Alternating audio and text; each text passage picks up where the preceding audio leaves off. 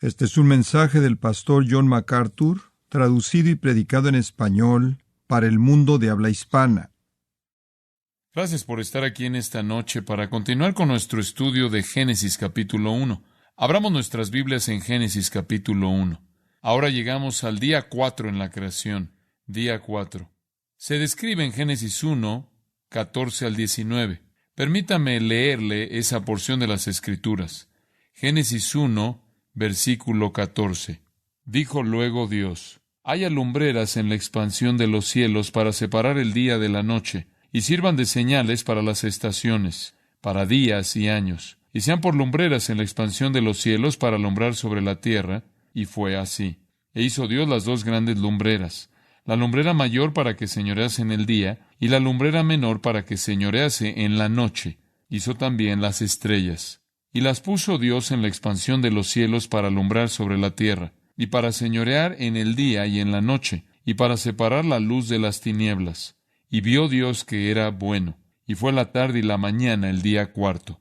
Así la Biblia es como describe la creación de todas las luminarias, los cuerpos estelares que ocupan el espacio vasto e interminable a nuestro alrededor. La evolución ha luchado incesantemente por explicar todos los cuerpos que existen en el universo. ¿Cómo pudieron haber evolucionado a partir de generación espontánea? Todos los viajes a la Luna, todos los satélites enviados al espacio, toda la parafernalia que está dando vueltas en órbita, no han dado absolutamente respuesta alguna acerca de cómo el universo, los cuerpos en el universo, pudieron haber evolucionado. Y eso es comprensible porque no fue así. Aquí en el capítulo 1, versículos 14 al 19, simplemente dice que Dios los hizo a todos. Cuando usted se detiene a pensar en cómo es esto, es tan impresionante que difícilmente sé cómo explicarlo. Y quizás la mejor manera de hacerlo es en cierta manera presentarlo desde un punto de vista personal. Cuando dice que Dios hizo a las estrellas junto con el sol, la luna, está diciendo algo acerca de su poder inmenso. Esa declaración simple, pequeña, casi como un apéndice al final del versículo 16, en el cual el hebreo literalmente dice, las estrellas también, simplemente es como si lo hubiera ahí incluido, es tan asombroso como para ser casi, si no es que más allá de la comprensión. Como en alguna ocasión aprendió usted como un niño, un alumno en la escuela, la luz viaja a 186,000 millas por segundo. Ahora eso llega a ser 6 trillones de millas en un año. Así de lejos viaja la luz en un año. 6 trillones de millas. Ahora detengámonos para pensar acerca del poder de Dios. Si Él creó todos los cuerpos estelares, todas las estrellas, al considerar un haz de luz moviéndose a 186,000 millas por segundo, o 6 trillones de millas al año, y comenzamos en esta mañana, domingo por la mañana, cuando la alarma de su reloj se prendió a las 6 de la mañana. Ya para cuando realmente se salió de la cama, digamos, siendo amables con usted, digamos que se salió a las 6, 8 de la mañana, ese haz de luz estaba pasando la Tierra y dirigiéndose y saliendo de la orilla del sistema solar. Conforme usted se sentó en la mañana para tomar su café a las 6:41 de la mañana, ese haz de luz, ese rayo de luz pasó por Júpiter. Y cuando yo me levanté a predicar en el segundo servicio alrededor de las 11:12 de la mañana, si Clayton se mantiene dentro de el tiempo que le toca, alrededor de ese entonces, nuestro pequeño rayo de luz estaba pasando por Plutón. Ahora, veamos hacia adelante al final de la semana. Conforme usted deja el trabajo el viernes por la tarde, ese pequeño rayo de luz habría estado dejando nuestro sistema solar. Ahora, no tiene que pensar acerca de ese pequeño rayo de luz otra vez hasta que vaya a votar por el presidente en noviembre del año 2003, y después de esperar todo este tiempo, nuestro rayo de luz apenas ha alcanzado la estrella más cercana a nuestro Sol, Próxima Centauri, la cual en esencia es un conflujo de varias estrellas, y avanza hasta el año 2010, y nuestro pequeño rayo de luz apenas ha dejado 20 estrellas atrás de él, y nuestro Sol parece como una estrella más bien blanda, amarilliza, que está desapareciendo en la oscuridad galáctica. Imagine que este pequeño rayo de luz se está dirigiendo ahora a la constelación Sagitario. En este camino se está dirigiendo hacia el centro de nuestra galaxia, la Vía Láctea. Tiene que viajar 32,000 años antes de que alcance el centro de nuestra galaxia. Eso es 6 trillones de millas por año. Pero espere un momento, todavía tiene 50,000 años más para llegar al otro lado de la Vía Láctea, la cual es nuestra galaxia. Y cuando lo haga, habrá dejado atrás 100 billones de estrellas. Ahora recuerde que la galaxia Vía Láctea solo es una galaxia de tamaño promedio. Y hasta donde sabemos, hay por lo menos 50 billones de galaxias en el universo conocido. Y gran parte de eso ha sido determinado por el uso de las cámaras telescópicas Hubble. Ahora, nuestro pequeño rayo de luz tiene que viajar otros 80,000 años a 6 trillones de millas por año para alcanzar las nubes magellánicas, la cual es la galaxia más cercana o series de galaxias de nuestra Vía Láctea. Ahora, hemos dejado esta mañana 160,000 años en el futuro y nuestro rayo de luz todavía se está moviendo a la misma velocidad de 186,000 millas por segundo y enfrenta 1.8 millones de años de espacio vacío antes de que alcance el fin de la galaxia Andrómeda, lo cual está lo suficientemente cercana de la Tierra como para verse con el ojo. Ahora, mirando desde ahí hacia atrás a la Vía Láctea, usted vería prácticamente un parche elíptico borroso parecido a cómo vemos nosotros Andrómeda en una tarde de otoño. Ahora, si nuestro pequeño rayo de luz viaja a un par más de millones de años, va a encontrar realmente el espacio abierto. Nuestro pequeño amigo ahora viajará otros 20 billones de años antes de que alcance la orilla del universo conocido que nosotros conocemos. Alrededor de unos 20 billones de años de viaje, con alrededor de 50 billones de galaxias atrás de ella, con alrededor de 100 billones de estrellas en esas 50 billones de galaxias. El Salmo 8.3 dice, nuestro pequeño rayo de luz apenas ha visto la obra de los dedos de Dios. O como Job lo dijo en Job 26.14, he aquí estos son los bordes de sus caminos, y cuán leve es el susurro que oímos de él. Esto es bastante asombroso. Génesis explica todo eso diciendo esto: hizo las estrellas. Ahora, si ese es solo la obra de sus dedos, ¿qué puede hacer su brazo? Y con frecuencia se hace la pregunta, ¿cómo puede una luz tan distante alcanzar la Tierra tan rápido en el sexto día de la creación? Si le toma a nuestro pequeño rayo de luz cientos de miles de años salir de aquí, ¿acaso no toma cientos de miles de años para que una luz de esas estrellas lejanas llegue? ¿Acaso no toma cientos de miles de años que la luz nos llegue? Bueno, en primer lugar, puede archivar esto en algún lugar. Dios no solo pudo hacer las estrellas allá afuera, nos hace aquí, sino también puede hacer la luz en medio de estos dos puntos de manera instantánea. También es verdad que la luz ya existía. Fue creada en el día 1 de acuerdo con el versículo 3 de Génesis, y entonces lo único que tenía que hacer era colocarla donde Él quería.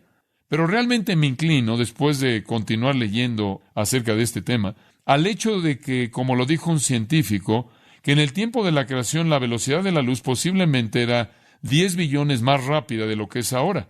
Algunos científicos han estado trabajando para demostrar eso debido al efecto de la caída, y lo que ha sucedido es que la velocidad de la luz es más lenta ahora de lo que jamás ha sido y se está haciendo más y más lenta. Si usted se remonta, regresando 6 o 7 mil años atrás, sería 10 billones más rápida. Y cuando usted se detiene a pensar en esto, solo hay dos maneras posibles de entender el origen del sistema solar complejo, y ni siquiera voy a meterme a todas las complejidades de esto. Y usted se mete a las estrellas binarias, estrellas que literalmente están girando en órbita una a la otra, sistemas de estrellas que giran en torno a una masa sólida como centro, y cuando usted entra a galaxias masivas, y cuando usted entra a las complejidades de todas estas cosas, es absolutamente asombroso. De hecho, no hay nada acerca de estas estrellas, estas galaxias, no hay nada acerca de ellas que es común a todas ellas. Son como huellas digitales, son como seres humanos. Toda estrella, todo conjunto de estrellas, todo conjunto de estrellas binarias, cada una de estas pequeñas galaxias tiene la huella digital de Dios y todas son diferentes la una de la otra. George Wald, quien estuvo en Harvard y quien ganó el Premio Nobel de Fisiología y Medicina, reconoció el dilema. Él dijo, y cito George Wald, la perspectiva razonable era creer en generación espontánea. La única alternativa era creer en un acto único, primario, de creación sobrenatural. No hay una tercera posición. Fin de la cita. Él tiene razón. O crees en la generación espontánea de que hubo un momento que no hubo nada de esto y después espontáneamente existió por sí misma, o crees en la creación sobrenatural. Tiene razón. No hay alternativa.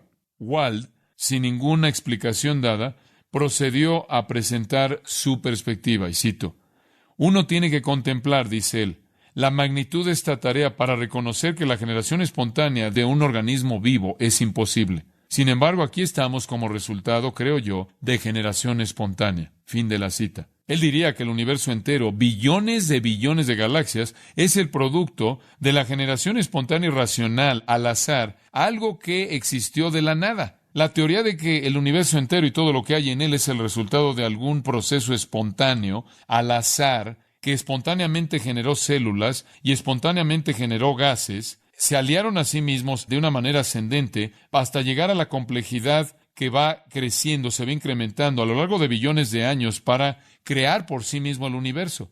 Y como he estado diciendo a lo largo de este estudio, y como la ciencia debe atestiguar, la evolución no es posible, es imposible. Cualquier tipo de generación espontánea es imposible. Cualquier tipo de complejidad ascendente de la simplicidad es por azar imposible.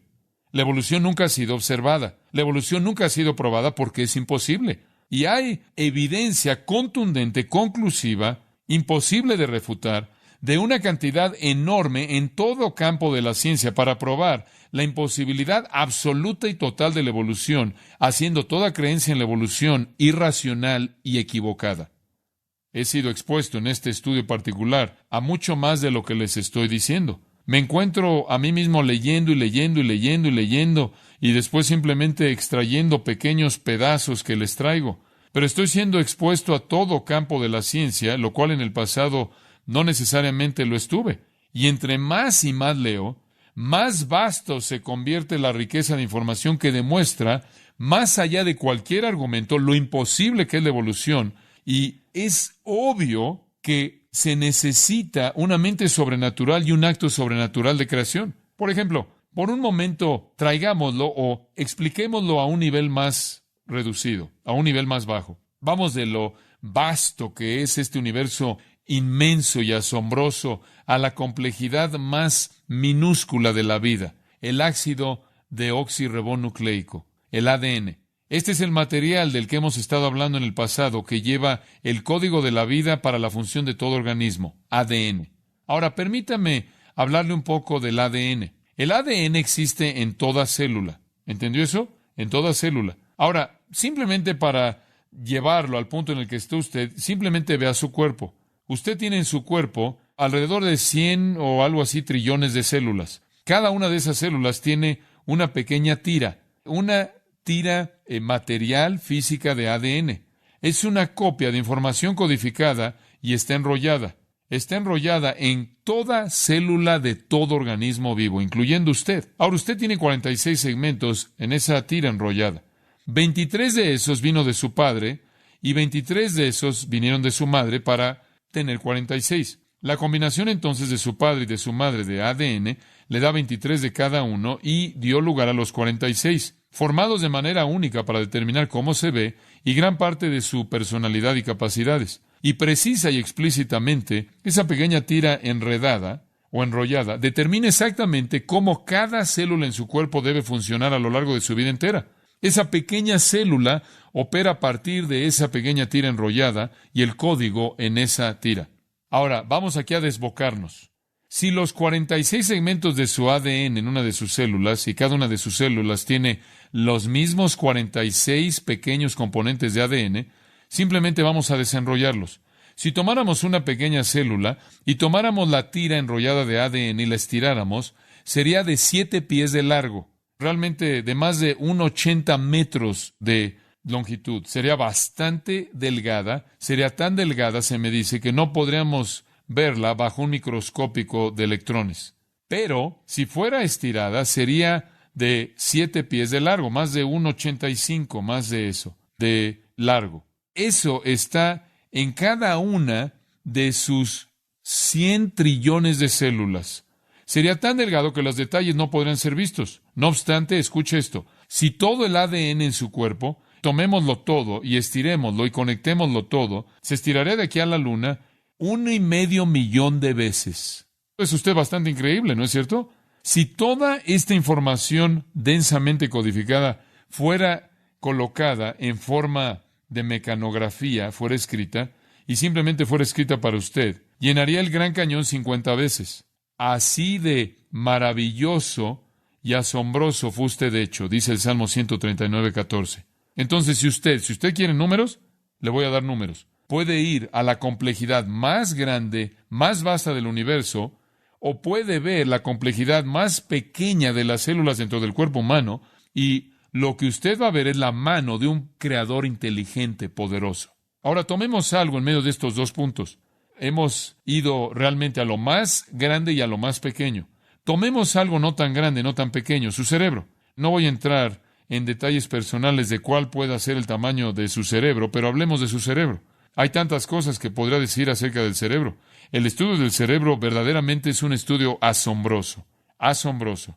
Su cerebro tiene alrededor de 100,000 billones de conexiones eléctricas. 100,000 billones de conexiones eléctricas. ¿Escuchó eso? 100,000 billones de ellas.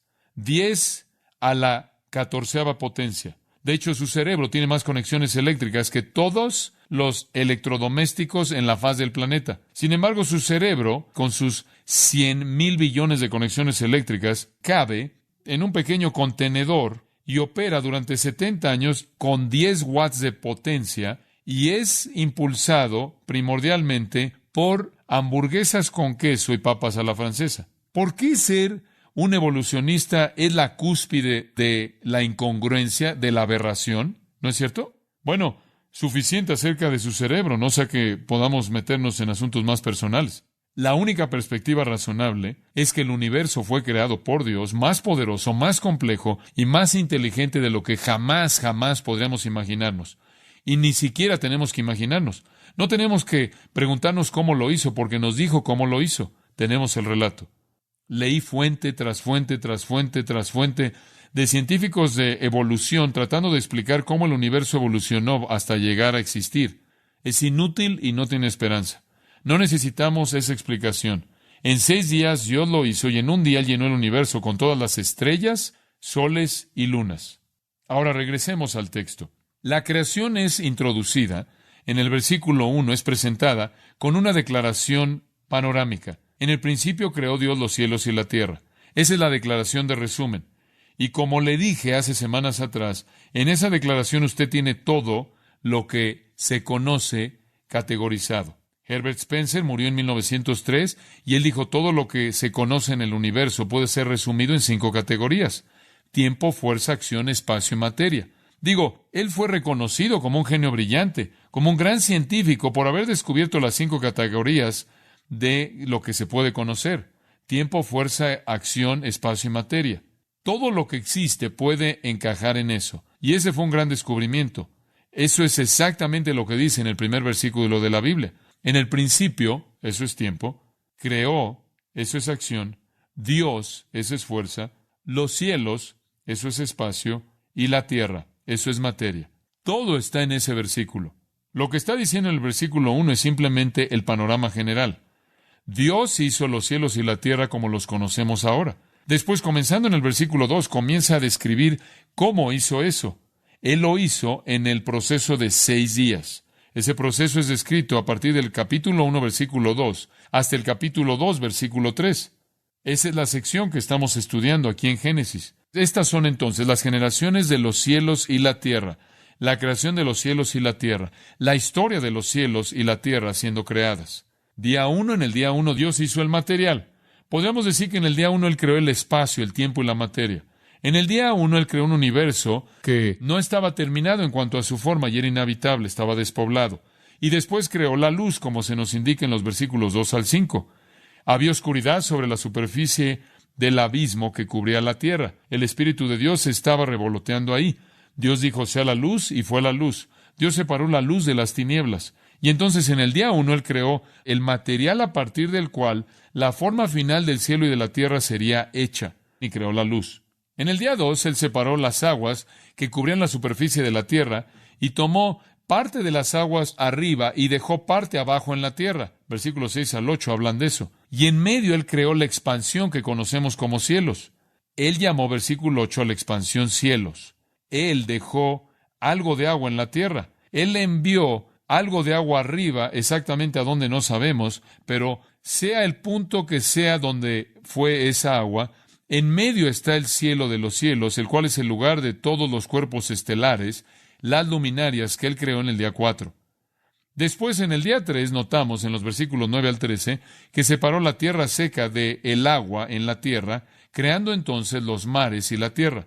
Y después 2 tipos de cosas que crecen, árboles que producen fruto que tiene semilla, y plantas que tienen su semilla en sí mismas.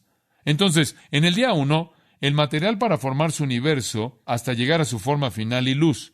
Día 2, Él crea la expansión del cielo entre las aguas arriba y las aguas abajo. Día 3, Él separa la tierra seca del agua que Él junta en mares y crea los árboles y las plantas. Y eso nos lleva al día 4. Ahora regresamos de la tierra al cielo y Él pobla esta vasta expansión del cielo con las luminarias. Esto corresponde al día 1. En el día 1 Él creó la luz, en el día 4 Él creó las luces que se convierten en los medios por los cuales la luz es transmitida. Él da luz a los cuerpos estelares. En el día 2 Él creó el agua abajo y en cierta manera, para encajar con eso, en el día 5 Él creó los peces para esa agua. En el día 2 Él también creó los cielos arriba y en el día 5 Él creó las aves para que volaran en ese cielo. En el día 3 Él creó la tierra y las plantas y los árboles, y en el día 6, paralelo a eso, Él creó al hombre y los animales de la tierra para que vivieran de esas plantas y vivieran en la tierra seca. Entonces, aquí vemos un paralelo maravilloso. Día 1, luz, y después el día paralelo 4, esto es siendo las luces. Día 2, el agua y los cielos, y en el día 5, los peces para el agua, las aves para el cielo. Día 3, la tierra seca y las plantas. Y el día 6, paralelo a eso, hombre y los animales. Y entonces hay 6 días de creación que están equilibrados de manera maravillosa. Hay un paralelismo ahí, como lo señalamos. Entonces llegamos al día 4. En el día 4, como el versículo 14 dice, Dios creó las lumbreras. Regrese al versículo 3 y lea ahí. Dijo Dios, sea la luz, y fue la luz. Ahora vea el versículo 14. Dijo luego Dios, haya lumbreras en la expansión de los cielos. Ahora quiero recordarle una vez más de algo que es tan importante estar recordando. Todo este flujo de creación es presentado o introducido con esta pequeña frase. Dijo Dios. Versículo 3, versículo 6, versículo 11, versículo 14, versículo 20, versículo 24, versículo 26 y versículo 29, siempre el modo de la creación, siempre el medio de la creación, dijo luego Dios. Esto indica que no hay proceso, no hay tiempo, el tiempo no añade nada a esto. Millones de años, billones de años, miles de años no añade nada a esto. Este no es algún proceso que Dios inició. Esto es algo que Dios completó. Dios simplemente lo dijo y existió. Y como dije hace tiempo atrás en el estudio, no hay nada en el texto, no hay nada exegético que lleve a ninguna otra conclusión fuera de lo que ya siempre hemos llamado creación divina fiat. Él literalmente habla y existe. Se lo leí esta mañana en el Salmo 33, lo volví a leer, versículos 6 al 9. Por la palabra de Jehová los cielos fueron hechos, y por el aliento de su boca todo su ejército. Esto es todas las estrellas, lunas, soles, cometas y todo lo demás que está ahí. Todo fue hecho porque Dios habló y existió. Versículo 9. Él habló y existió. Él mandó y existió. En otras palabras, no cambió, no se alteró, no se desarrolló. no se desvaneció. Él lo habló y existió, y esa es la manera en la que se quedó, exactamente la manera en la que Él habló para que existiera. La luna, el sol, las estrellas, las galaxias, los billones de galaxias, todo lo que hay en el espacio, todo el material que está ahí, todos los gases que están ahí, todos los componentes, todos los átomos que están ahí, todo lo que está ahí exactamente de la misma manera en la que fue cuando Dios lo hizo. Y la complejidad de ello literalmente me asombra. Usted levanta la vista y piensa que las estrellas están en el mismo lugar todo el tiempo. No lo están. Están moviéndose relativamente lento desde el punto de vista de la Tierra, que parecen estar en el mismo lugar todo el tiempo. De hecho, podemos rastrear nuestros cursos por ellas a dónde vamos, porque no parecen estarse moviendo. Pero el hecho es que se están moviendo. Nuestro propio Sol está llevando nuestro sistema solar entero y arrastrándolo de un fin del universo al otro en una órbita que es inmensa. De hecho, la galaxia, que es la Vía Láctea entera, está en una órbita que los científicos calculan que toma 225 millones de años para completar. Y todo lo demás está en órbitas correspondientes.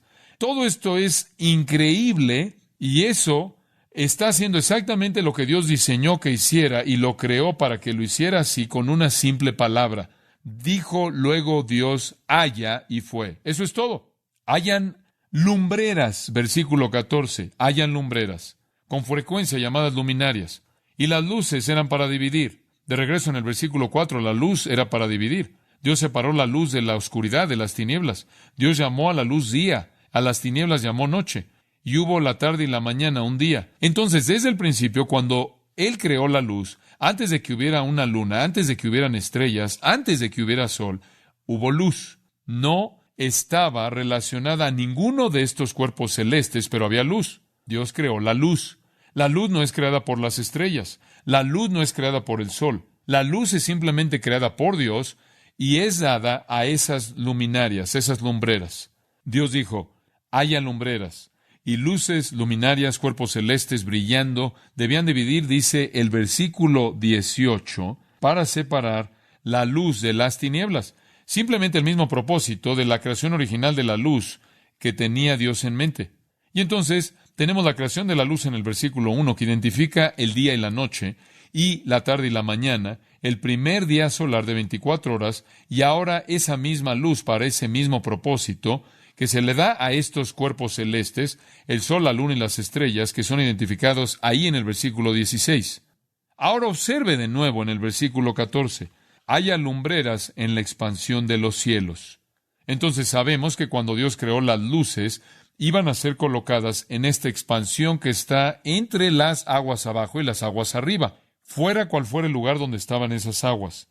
El cielo de los cielos está entre ellas. Ahora, la creación de la luz en el día 4 produce un punto importante porque la luz ya está brillando. Y ya me he referido a esto un par de veces, pero quiero asegurarme de que le quede claro. La gente siempre dice, bueno, no puedes tener luz brillando por todos lados sin estrellas, sin sol, sin luz, porque la luz que conocemos viene de esas fuentes. Y dicen que si no había sol, no pueden haber plantas en el día 3. ¿Cómo podía Dios crear las plantas en el día 3 y el sol en el día 4? Porque la fotosíntesis, lo cual es crítico para la vida de las plantas, no existe fuera del sol. Y entonces esto no tiene sentido. Y los críticos menosprecian el texto de las Escrituras en base a esto. Pero esto realmente es tonto, esto es trivial. Ya había luz en el día 1, y donde hay luz hay calor, y donde hay calor y luz hay fotosíntesis. Las condiciones que son el requisito para que la vida de las plantas sobreviva en el día 3 ya estaban en existencia, porque la luz ya estaba ahí haciendo lo que la luz siempre hace. Simplemente no venía de manera específica de estos cuerpos estelares. Es evidente para todos nosotros, y debe ser evidente, que las estrellas y el sol no son los creadores de la luz. Dios es el creador de la luz. Él simplemente decidió usarlos como portadores de la luz que ya estaba ahí antes de ellos y sin ellos. Entonces Dios tomó la luz que ya había creado y prácticamente hizo que las lumbreras la produjeran o la dieran que Él hizo en el día 4. Por cierto, pensé que esto era interesante. Juan Calvino, el gran reformador, escribió en su comentario de Génesis esta pequeña afirmación, y cito, la única diferencia es esta, que la luz Antes era dispersada, pero ahora procede de cuerpos lúcidos, los cuales, al servir este propósito, obedecieron el mandato de Dios. Fin de la cita. Mucho antes de cualquier tipo de viaje espacial, Juan Calvino conocía el texto de las Escrituras y estaba en lo correcto. La luz existía y fue en este punto simplemente que fue conectada, por así decirlo, a estos cuerpos. Ahora, sigan esto porque este es muy importante conforme vemos el texto. Este relato de la creación de la luz define su propósito en tres funciones. Tres funciones, son muy claras. Función número 1, versículo 14. Para separar el día de la noche. Haya lumbreras en la expansión de los cielos para separar el día de la noche. Y cada una de estas tres funciones es introducida por la frase haya, no sean. La primera función, separar el día de la noche. Entonces podemos decir, si estás aquí siguiendo o escribiendo un pequeño bosquejo, la primera función de estas era separar. Separar. Ahora, para separar algo de otra cosa, para marcar una distinción entre dos cosas, esas dos cosas ya deben estar existiendo. La oscuridad ya existía, sabemos eso a partir del versículo 1 allá atrás. La luz llegó a existir también en el día 1, entonces ya existía. Esto afirma que el día existió sin el sol y la noche existía sin la luna y sin las estrellas. De nuevo, el sol no es la causa de la luz en el día, porque ya habían habido 3 períodos de luz diurna y 3 períodos de oscuridad antes del día 4. Dios creó estos portadores de luz y les dio la tarea de separar. Y ahora, desde nuestro punto de vista, es el sol lo que nos trae la luz en el día, es el sol que nos trae la luz en la noche junto con las estrellas. El primer propósito, entonces, de estas lumbreras era separar el día de la noche. En segundo lugar, o crear el día, como lo conocemos, un día de 24 horas. Lo segundo era para dominar. Primero separar, en segundo lugar para dominar. Siga el texto. Y dice en el versículo 14, y sirvan. Ahí está esa frase de nuevo, indicando una segunda categoría, y sirvan de señales. ¿Qué tipo de señales? Para las estaciones, para días y años. Ahora, el verbo aquí, haya o sirvan, significa sirvan. Dios dio estos cuerpos luminosos para servir. Sirvan de señales, usado en su connotación normal como una señal para los habitantes de la tierra. ¿Y eran señales de qué? Bueno, se lo dice ahí. Eran señales apuntando a estaciones, días y años. Lo que está diciendo es que estos cuerpos estelares dividirían el año en estaciones, dividirían el tiempo, debo decirlo más bien, en estaciones, en días y años. Entonces, tiene épocas de estaciones como también tiempos de calendario. Y eso es verdad, es verdad.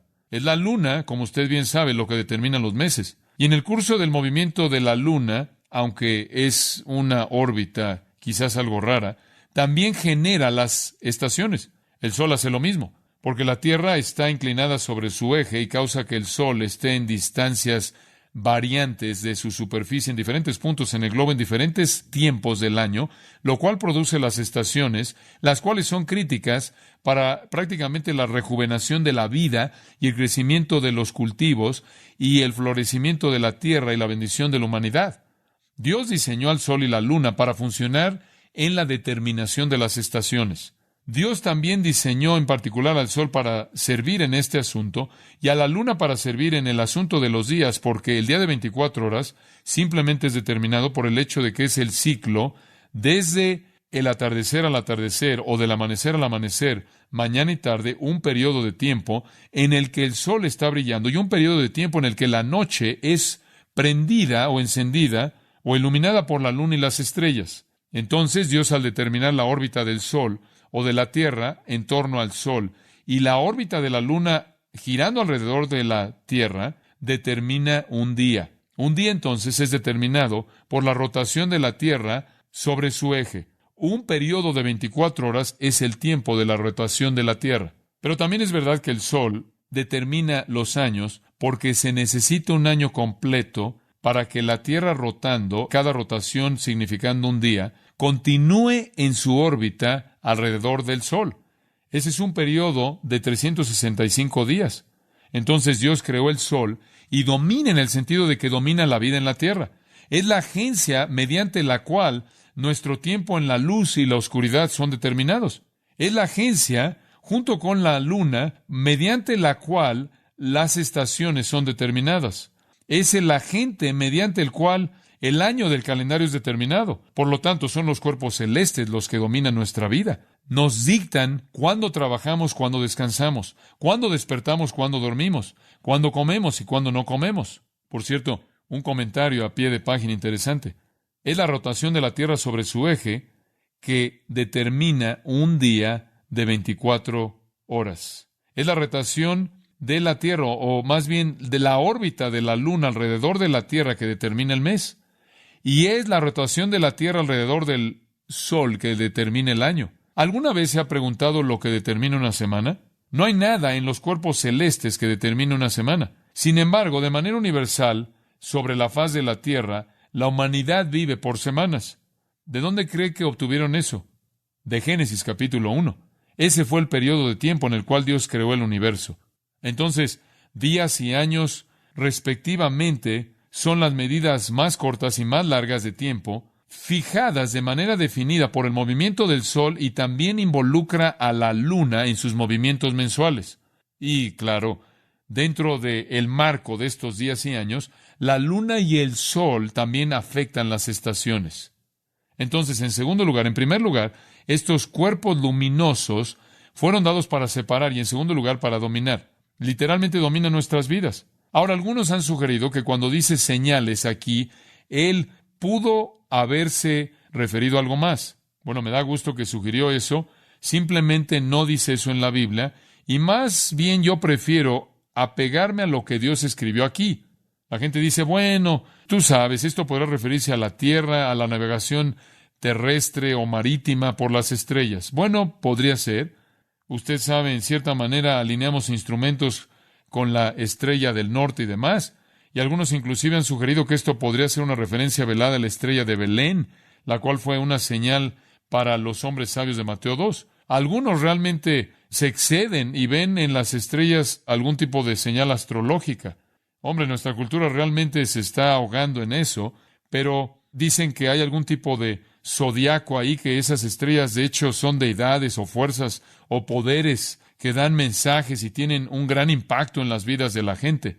Eso es pagano, eso es impío, eso es antibíblico, eso es pseudociencia, eso es ridículo en el mejor de los casos, y en el peor de los casos es demoníaco. Y algunos maestros cristianos inclusive han venido y han dicho, bueno, dice que son para señales, y dicen que el Evangelio está predicado allá arriba en las constelaciones. Ese es un invento bíblicamente inaceptable. Génesis nos dice cuáles eran las señales. Eran señales para indicar estaciones y días y años.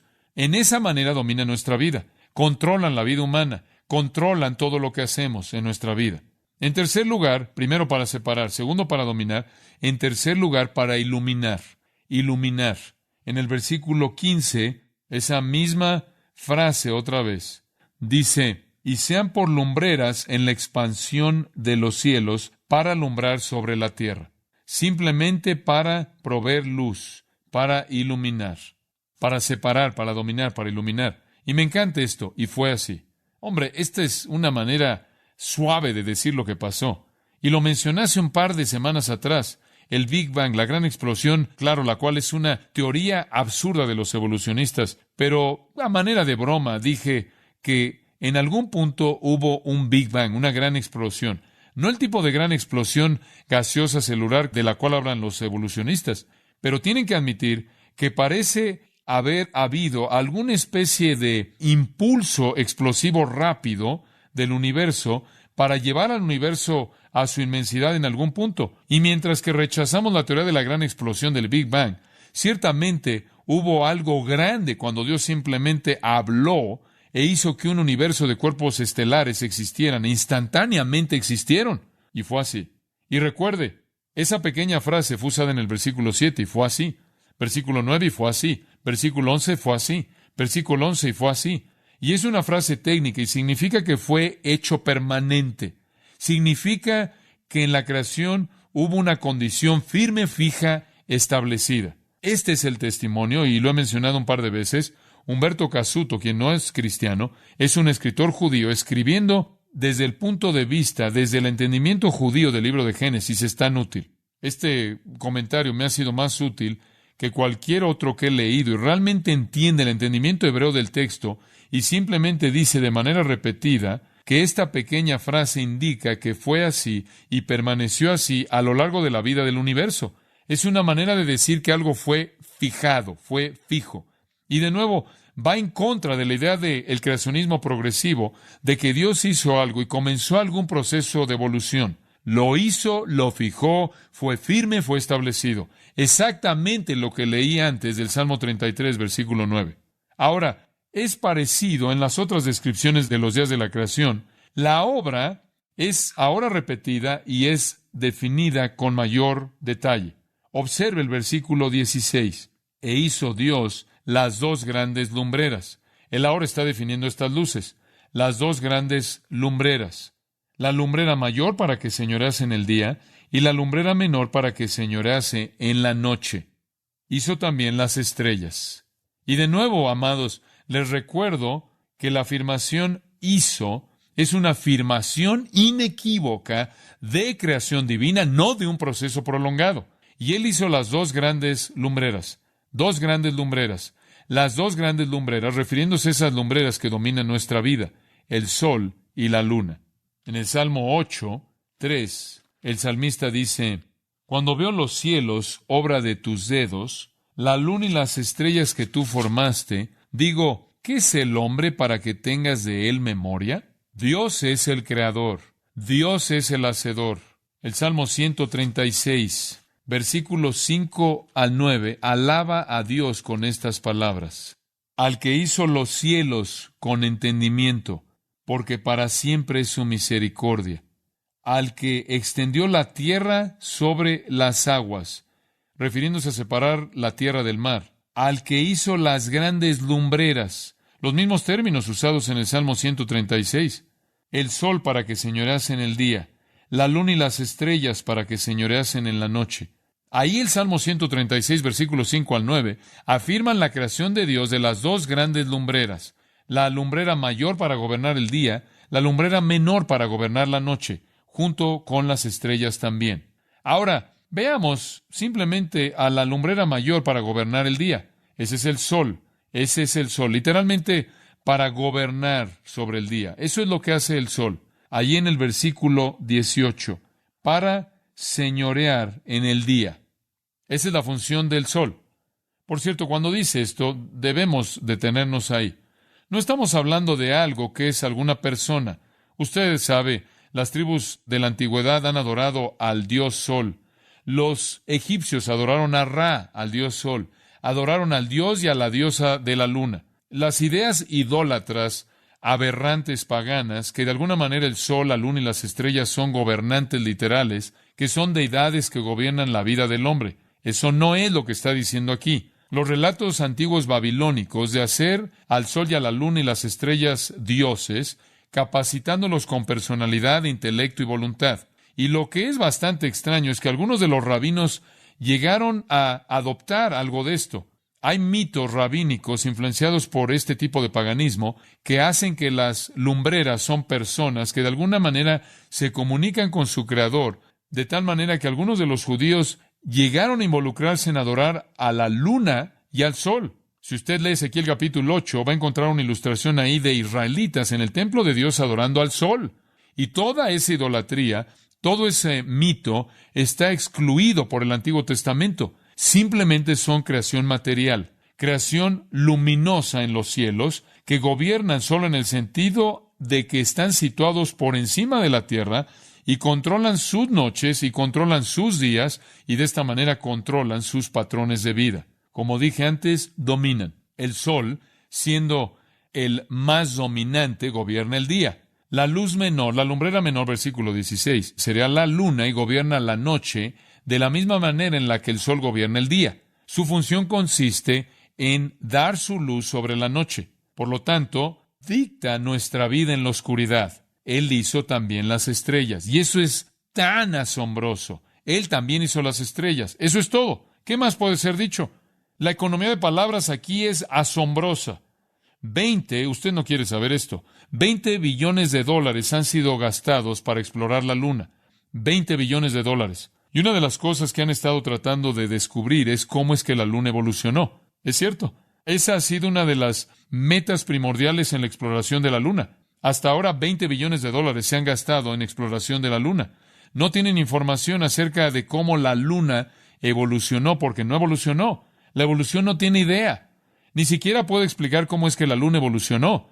¿Cómo va a explicar cómo es que nuestro sistema solar evolucionó? ¿Y cómo va a explicar cómo es que la galaxia, que es la Vía Láctea, evolucionó junto con todo lo demás? Una teoría dice que los planetas fueron formados cuando una estrella, ¿de dónde vino esa estrella, por cierto? Pasando cerca del Sol por su campo magnético. Esta estrella, en cierta manera, solo estaba pasando por el Sol. ¿De dónde vino el Sol? No dicen. ¿De dónde vino esa estrella? No dicen. ¿Y cómo desarrollaron órbitas? No dicen. Pero la estrella pasó junto al Sol y su campo magnético arrancó materia del Sol, y esa materia comenzó haciendo lo que la materia hace para convertirse a sí misma en sistema solar. La teoría más popular es que nuestro sistema solar se formó a partir de una nube de gas, polvo y partículas. No dicen de dónde el gas, polvo y partículas vinieron. Y si eso es verdad, si todo esto simplemente se unió, los planetas y sus 63 lunas conocidas en nuestro sistema solar, nuestros planetas tienen un total de 63 lunas que conocemos, entonces los planetas en nuestro sistema solar y las 63 lunas debieron haber evolucionado del mismo material. Entonces podríamos suponer que todos tendrían material y semejanzas en común, ¿no es cierto? Si todos vienen de lo mismo. Pero no es así. Muestran la huella digital de un creador. Debido a que, escuche esto, alrededor del 98% del Sol es hidrógeno o helio. Si de hecho nuestro sistema solar fue creado de alguna manera por materia que se arrancó del Sol, Tierra, Marte, Venus y Mercurio deberían tener una composición semejante. Pero en lugar de esto, el 98% del Sol es hidrógeno y helio, pero menos de 1% de estos planetas es hidrógeno y helio. No hay procesos naturales que pudieran formar estrellas que quemaran combustible cientos de miles de veces con mayor rapidez que nuestro Sol lo quema. No hay explicación alguna para explicar cómo galaxias enteras pudieran existir con sus billones de veces por billones de veces de estrellas. Y esa es la razón por la que es tan contundente ver en el versículo 19 que Dios lo hizo. Él lo hizo todo a su manera imposible de imitar, fresca, sabia. C.S. Lewis tomó la discusión del sistema solar, la evolución, a su fin lógico. Y cito aquí a C.S. Lewis. Si el sistema solar fue originado por una colisión accidental, entonces la apariencia de vida orgánica en este planeta fue también un accidente, y la evolución entera del hombre fue también un accidente.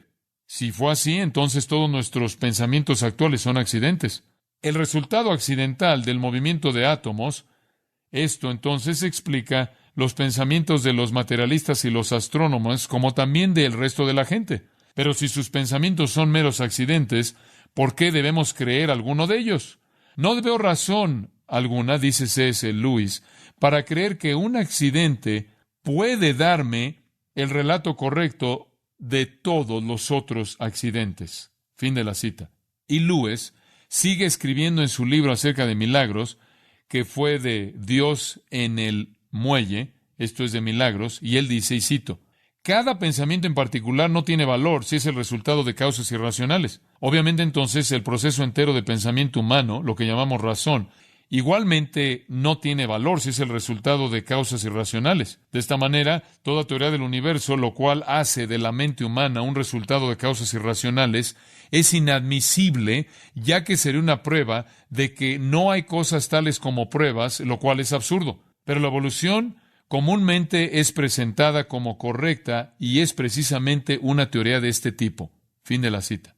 Hombre, él realmente podría hacerles un número, ¿no es cierto? Cuando usted ve el universo desde un punto de vista científico, lo que encuentra no es algo que evolucionó a lo largo de billones de años, sino algo muy joven. Hay una falta de evidencia de que el Sol y las otras estrellas, por ejemplo, a partir de la fusión nuclear. Los evolucionistas dicen que es algún tipo de evolución de fusión nuclear. Las reacciones de fusión en el Sol deberían producir partículas subatómicas conocidas como neutrinos. En los 1960s, Raimundo Davis condujo un experimento diseñado para detectarlas. Tan pocos neutrinos fueron detectados que Davis dijo, de ellos que eran, y cito, no consideramos este resultado como una medida del flujo de neutrinos solar debido a las incertidumbres en varios efectos de trasfondo. Fin de la cita. El meollo, dijeron, si la fusión nuclear está creando esto, el Sol y las estrellas, encontraremos neutrinos. Buscaron y no encontraron ni uno. Recientemente se ha descubierto que el Sol está oscilando. Al estudiar la naturaleza de estas oscilaciones, los científicos adquirieron conocimiento del interior del Sol, así como el estudio de las ondas sísmicas nos hablan o nos dicen algo del interior de la Tierra. Estos estudios muestran que la temperatura central del Sol es demasiado baja como para producir fusión nuclear. Los cálculos también han mostrado que si el Sol se formó por la contracción de una nube de gases, como la evolución estelar lo presenta, su temperatura central nunca alcanzaría el punto en el que el quemado nuclear podría siquiera comenzar. Simplemente no lo pueden explicar. ¿De dónde obtiene el Sol su energía? No tienen idea. Pero al observarlo, y esto es interesante, el Sol está contrayéndose o encogiéndose. Ahora están proponiendo una edad muy joven para el Sol, dice un escritor, de casi 1000 años atrás. No solo el Sol demuestra un universo joven, sino también la Luna. La velocidad a la cual la Luna está viajando, está alejándose de la Tierra. Sabemos qué tan rápido se está alejando. Si la Tierra y la Luna tienen 4,5 billones de edad, la Luna debería haberse ya alejado hace mucho tiempo atrás, y eso es lo que dicen. La única explicación para el sistema solar, vamos de regreso al versículo 16, es que Dios hizo dos grandes lumbreras. La lumbrera mayor para gobernar el día, la lumbrera menor para enseñorearse o para gobernar la noche. Hizo también las estrellas. Y puso Dios en la expansión de los cielos para alumbrar sobre la tierra. Y aquí Él otra vez presenta los tres mismos propósitos: para separar, para dominar y para alumbrar, solo que ahora en un orden inverso: para dar luz sobre la tierra, esto es para alumbrar, y para señorear en el día y en la noche, esto es para dominar, y en tercer lugar, para separar la luz de las tinieblas. La única explicación es que Dios lo hizo todo. El salmista estaba en lo correcto. Los cielos declaran que la gloria de Dios, y el firmamento anuncia la obra de sus manos. No hay otra explicación en absoluto. Y después dice, y vio Dios, versículo 18, que era bueno. ¿Qué quiere decir con eso? Le dije lo que esa frase significa. Es usada en el versículo 10 después de que la tierra seca y el mar fueron separados. Usada en el versículo 12 después de que los árboles y las plantas fueron creados. Y usada de nuevo aquí significa que estaba lista para ser habitada. Era buena, estaba lista para ser habitada. Finalmente llegó a ese punto, lista para ser habitada. Y esa es la razón por la que en el día 5 Él comienza a crear a las criaturas vivientes y a las aves, a las criaturas marinas, y después en el siguiente día animales y al hombre. Lista para ser habitada. Era buena. No había muerte, entonces no puede haber ninguna mutación. No puede haber ninguna selección natural porque nada muere. No hay muerte. No hay defecto. No hay mutación. Ninguna evolución es posible. La muerte ni siquiera viene sino hasta Génesis 3. Todo era bueno, tal como Él lo hizo 6,000 o 7,000 años atrás. Y me encanta cómo termina en el versículo 19. Y fue la tarde y la mañana el día cuarto. Solo en caso de que alguien no lo entendiera, esto sucedió en un periodo de 24 horas. Versículo 5, el día 1. Y fue la tarde y la mañana el día 1. El día primero, o un día. Versículo 8. Y fue la tarde y la mañana el día segundo. Versículo 13. Y fue la tarde y la mañana el día tercero. Y acabamos de leer en el versículo 19, versículo 23 lo mismo. Y fue la tarde y la mañana el día quinto. Y versículo 31. Y fue la tarde y la mañana el día sexto. Y después en el capítulo 2, versículo 1. Fueron pues acabados los cielos y la tierra y todo el ejército de ellos. Y acabó Dios en el día séptimo la obra que hizo. Y reposó el día séptimo de toda la obra que hizo. Entonces Dios creó.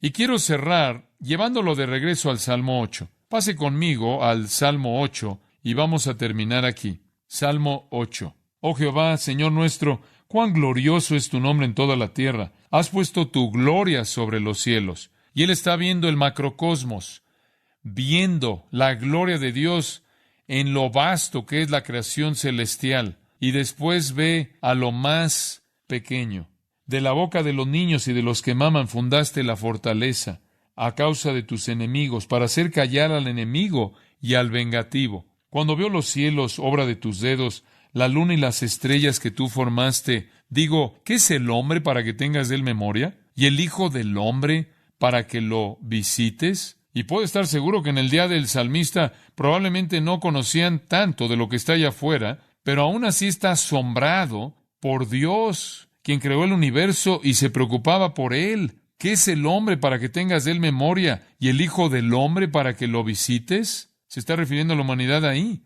Le has hecho poco menor que los ángeles. Lo coronaste de gloria y de honra. Somos el pináculo de la creación divina. Le hiciste señorear sobre las obras de tus manos. Todo lo pusiste debajo de sus pies. Ovejas y bueyes, todo ello. Y asimismo las bestias del campo, las aves de los cielos y los peces del mar, todo cuanto pasa por los senderos del mar. Oh Jehová, Señor nuestro, cuán grande es tu nombre en toda la tierra. Como puede ver usted, eso es realmente lo que Dios buscaba en la creación. Dios nos dio el relato de la creación para que lo alabáramos, como se hace en el Salmo 8, ¿correcto? ¿Y qué es lo que hace el evolucionista? El evolucionista le roba a Dios ¿su qué? Su gloria. Le roba su majestad. Debería postrarse en su rostro y decir, oh, Jehová, Señor nuestro, cuán glorioso es tu nombre en toda la tierra. Y maravilla de maravillas, tú te preocupas por nosotros. Te preocupas lo suficiente como para amarnos, enviar un Salvador para perdonar nuestros pecados, para llevarnos a la gloria eterna. Oh Señor nuestro Dios, Él comienza de la misma manera en la que termina. Cuán grande es tu nombre en toda la tierra. Esa es la respuesta correcta a Génesis 1. No cuestionarlo, no discutir, no debatir con él, no convertir la ciencia en algún tipo de hermenéutica para tratar de justificarlo, de interpretarlo erróneamente, sino caer sobre tu rostro y clamar con el salmista, cuán grande es tu nombre en toda la tierra. Qué cosa tan increíble, maravillosa, es que el Dios del universo se preocupe por mí, se preocupe por mí. Hombre, Él lo conoce usted. Usted ha sido maravillosamente hecho. Él entiende los 500,000 viajes a la luna que llevaría a hacer cuando se pegara todo su ADN. Él entiende todos los códigos en las tiras enredadas en cada una de los múltiples trillones de células en su cuerpo. Él entiende todo acerca de usted. Y hay tanta gloria en la inmensidad y complejidad en la creación de su cuerpo como la hay en la complejidad y la creación del universo. A donde quiera que usted vea, ve su majestad en despliegue. Cualquier cosa menos que una vida de adoración es una afrenta a Dios, digna de ser castigada por una eternidad en el infierno, ¿no es cierto? Padre, te damos gracias por la claridad de este relato y el poder de él, su sabiduría. Simplemente estamos abrumados de nuevo conforme vemos la creación y vemos lo que tu mano ha hecho. Y no solo estamos asombrados por tu poder creador, sea que veamos la parte más insignificante de organismos vivos o la inmensidad del espacio interminable, sino que estamos abrumados porque te preocupas por nosotros y por nuestra eternidad cuando te hemos odiado y nos hemos rebelado y hemos pecado y te hemos desobedecido. Sin embargo, nos amas y nos perdonas, y envías a tu Hijo para morir por nosotros. Te bendecimos, te alabamos. Realmente decimos con el salmista, oh Jehová, Señor nuestro, cuán glorioso es tu nombre en toda la tierra.